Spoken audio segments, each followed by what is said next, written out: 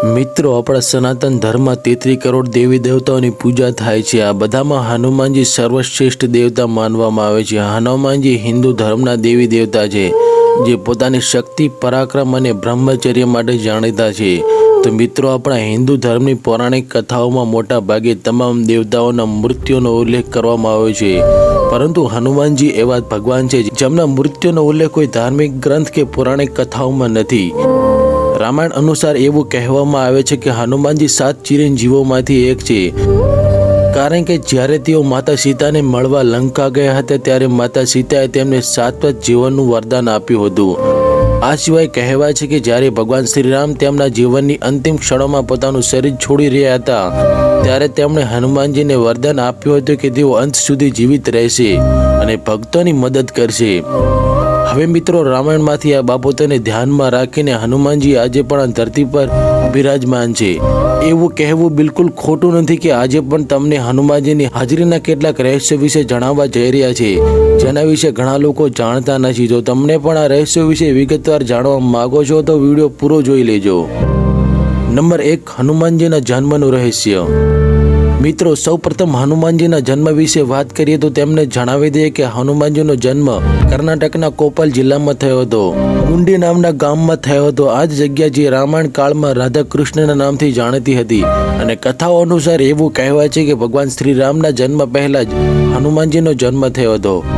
ભગવાન શ્રીરામનો જન્મ 5114 BCમાં અયોધ્યામાં થયો હતો, અને હનુમાનજીનો જન્મ ચૈત્ર મહિનાની શુક્ર પૂર્ણિમાના દિવસે થયો હતો. વાસ્તવમાં ધાર્મિક ગ્રંથો અનુસાર હનુમાનજી વાનરરાજ કેસરી અને માતા અંજનીના પુત્ર હતા, પરંતુ કહેવાય છે કે લગ્નના ઘણા વર્ષો પછી પણ માતા અંજનીને સંતાન નહોતું. માતા અંજનીને પુત્ર પ્રાપ્તિનો આશીર્વાદ આપ્યો હતો, અને આ વરદાનથી માતા અંજનીને હનુમાનજી જેવો શક્તિશાળી પુત્ર મળ્યો હતો. પવનદેવના વરદાનના કારણે હનુમાનજીને પવન પુત્ર તરીકે પણ ઓળખવામાં આવે છે. આ ઉપરાંત મિત્રો, હનુમાનજીને ભગવાન શિવનો 11મો રુદ્ર અવતાર પણ કહેવામાં આવે છે. નંબર 2, કળિયુગમાં હનુમાનજીના રહેઠાણો. મિત્રો, શ્રીમદ ભાગવત પુરાણ અનુસાર એવું કહેવાય છે કે જ્યારે દ્વાપર યુગ પૂર્ણ થયા બાદ કળિયુગની શરૂઆત થઈ હતી ત્યારે હનુમાનજી એક પર્વતને પોતાનું નિવાસસ્થાન બનાવ્યું હતું. હા મિત્રો, અમે વાત કરી રહ્યા છીએ ગંધમાદન પર્વતની. તમને જણાવી દઈએ કે ગંધમાદન પર્વત એક નાનો પર્વત છે જે કૈલાસ પર્વતની ઉત્તર દિશામાં જોવા મળે છે, અને હાલમાં પર્વત તિબેટના વિસ્તારમાં આવે છે. જો તમને આ પર્વતની મુલાકાત લેવાનું વિચારી રહ્યા છો તો તમને જણાવી દઈએ કે આ પર્વત સુધી પહોંચવાના 3 રસ્તા છે, જેમાંથી પહેલો નેપાળ થઈને માનસરોવર જાય છે, અને બીજો ભૂટાનના પર્વતીય વિસ્તારોમાં જાય છે, અને ત્રીજો માર્ગ ચીનના પર્વતીય વિસ્તારોમાંથી ગંધમાદન પર્વત તરફ સુધી જાય છે. તો મિત્રો, ગંધમાદન પર્વત પર એક મંદિર છે જેમાં હનુમાનજીની મૂર્તિ સાથે રામજીની મૂર્તિ પણ છે. નંબર 3, હનુમાનજીએ તેમના નિવાસ સ્થાન માટે ગંધમાદન પર્વત શા માટે પસંદ કર્યો? મિત્રો, શું તમે ક્યારેય વિચાર્યું છે કે હનુમાનજી આ ધરતી પર પોતાના નિવાસ સ્થાન માટે ગંધમાદન પર્વત કેમ પસંદ કર્યો?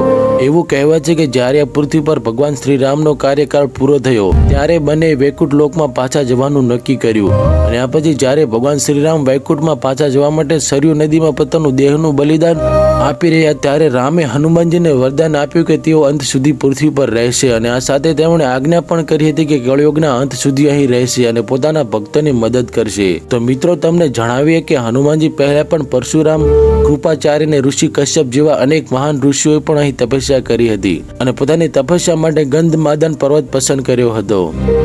નંબર 4, મહાભારત દરમિયાન હનુમાનજી પ્રગટ થયા. મહાભારત અનુસાર એવું કહેવાય છે કે ત્રેતા યુગ પસાર થયા પછી જ્યારે હનુમાનજી ગંધમાદન પર્વત પર રહેતા હતા તે સમયે પાંડવો પણ દ્રૌપદી સાથે પોતાનો વનવાસ વિતાવી રહ્યા હતા.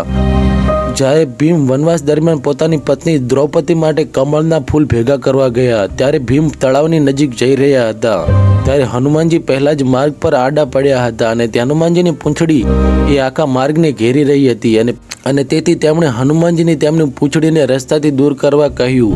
પરંતુ જ્યારે હનુમાનજી ભીમની સલાહ અવગણી ત્યારે ભીમે તેમને મૃત્યુદંડ આપવાનું કહ્યું. ભીમનો અવાજ સાંભળીને હનુમાનજી તેમને કહે છે કે તું બહુ શક્તિશાળી લાગે છે, તો પછી આ પૂંછડીનો પ્રશ્ન કેમ દૂર નથી કરતો? હનુમાનજીના આવા શબ્દો સાંભળીને ભીમ ગુસ્સે ભરાઈ ગયા અને જ્યારે તેણે હનુમાનજીની પૂંછડી ઉપાડવાનું શરૂ કર્યું તે હલાવી પણ ના શક્યા. ભીમનું અભિમાન તૂટી ગયું. પછી તેઓ સમજી ગયા કે તેમની પાસે કોઈ સામાન્ય વાનર નથી. અને જ્યારે ભીમે હનુમાનજીને તેમના વાસ્તવિક રૂપમાં આવવાનું કહ્યું ત્યારે હનુમાનજી તેમના ભીમને દર્શન આપ્યા અને તેમને આશીર્વાદ પણ આપ્યા. નંબર 5, કેમેરામાં કેદ થયેલ હનુમાનજીની વાસ્તવિક તસવીરો. મિત્રો, એક સમયે 3 મિત્રો માનસરોવરની યાત્રાએ ગયા હતા અને 3 છોકરાઓમાંથી એક હનુમાનજીનો પરમ ભક્ત હતો અને તેનો અહીં આવવાનો હેતુ માત્ર હનુમાનજીના દર્શન કરવાનો હતો. એક દિવસ અચાનક છોકરાને એક ગુફા દેખાઈ જેમાંથી તેજસ્વી પ્રકાશ આવી રહ્યો હતો. જ્યારે છોકરો કેમેરા સાથે ગુફાની અંદર ગયો તો તેણે તે એક લંગૂરને જોયો જે એક પુસ્તક વાંચી રહ્યો હતો. છોકરાએ લંગૂરનો ફોટો લેતા છોકરાનું રહસ્યમય રીતે મોત થઈ ગયું અને કહેવાય છે કે આ તસવીરમાં લંગૂર બીજું કોઈ નહીં પણ હનુમાનજી હતા. તેઓ હાથમાં રામાયણ વાંચી રહ્યા હતા. નંબર 6, હનુમાનજીના પદચિહ્નનું રહસ્ય.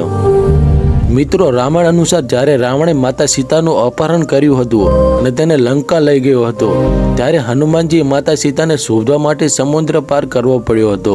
અને એવું કહેવાય છે કે જ્યારે હનુમાનજીએ સમુદ્ર પાર કરવા માટે પોતાનું વિશાળ રૂપ ધારણ કર્યું ત્યારે તેમના પગના નિશાન જે જગ્યાએથી સમુદ્રમાં કૂદવાનું પહેલું પગલું ભર્યું હતું ત્યાં તેમના પગના નિશાન બન્યા હતા. અને હનુમાનજીના આંધ્રપ્રદેશના અનંતપુર જિલ્લામાં હજુ પણ મોજૂદ છે જે હનુમાન પદ તરીકે ઓળખાય છે. નંબર 7, શ્રીલંકામાં દર 41 વર્ષે હનુમાનજી દેખાય છે.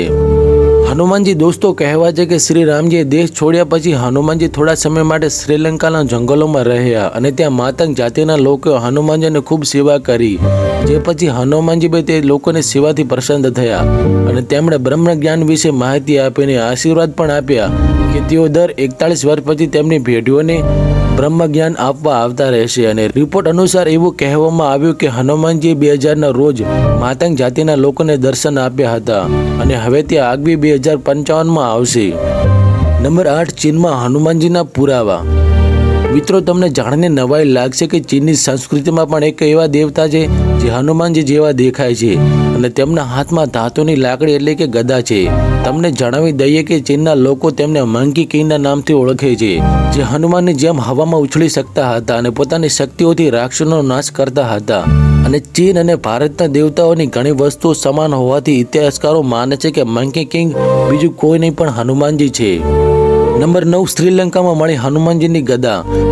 મિત્રો, જો તમે રામાયણ જોયું હશે તો તમને ખબર હશે કે હનુમાનજી હંમેશા પોતાની સાથે સોનાની ગદા લઈને જતા હતા. અને હાલમાં જ થોડા સમય પહેલા શ્રીલંકામાં ખોદકામ દરમિયાન સરકારને એક વિશાળકાય ગદા મળી હતી. તમને જણાવી દઈએ કે આ ગદાનું વજન 1000 કિલોથી વધુ હતું અને સંપૂર્ણપણે સોનાની બનેલી હતી તેવું પુરાતત્વ વિભાગના લોકો માને છે. તો મિત્રો, આ હતા હનુમાનજીના 9 પુરાવા. તો તમે વિડીયો પસંદ આવ્યો હતો તો એક લાઇક કરી દેજો અને ચેનલને સબસ્ક્રાઈબ કરી દેજો અને કમેન્ટ બોક્સમાં સાચા ભક્ત જ જય હનુમાનજી લખશે.